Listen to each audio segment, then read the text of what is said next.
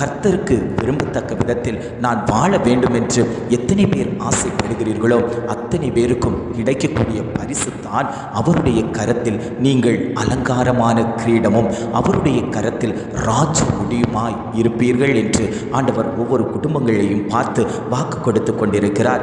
எருசலேமே, உன் மதில்களின் மேல் பகல் முழுவதும் முழுவதும் ஒரு காலம் மௌனமாய் இராதே. ஜாமக்காரரை கட்டளையிடுகிறேன், கர்த்தரை பிரஸ்தாபம் பண்ணுகிறவர்களே, நீங்கள் அமெரிக்கையாய் இருக்கலாகாது. அவர் எருசலேமை ஸ்திரப்படுத்தி பூமியிலே அதை புகழ்ச்சியாக்கும் வரைக்கும் அவரை அமர்ந்திருக்க விடாதிருங்கள். இனி நீ உன் தானியத்தை உன் சத்துருக்களுக்கு ஆகாரமாக கொடேன். உன் பிரயாசத்தினாலாகிய உன் திராட்சை ரசத்தை அந்நிய புத்திரர் குடிப்பதும் இல்லை என்று கர்த்தர் தமது வலதுகரத்தின் மேலும் தமது வல்லமையுள்ள புயத்தின் மேலும் ஆணையிட்டார். அவர் தேவ ஜனங்களை பார்த்து சொல்லுகிறார், இத்தனை வருட காலமாய் உங்களை வஞ்சித்து உங்களிடத்திலிருந்து நன்மையை எடுத்துக்கொண்ட சத்துருவானவனை நான் முறியடிப்பேன். அவன் இனி உங்கள் குடும்பத்திற்குள் தங்கி தாபரிக்க முடியாது.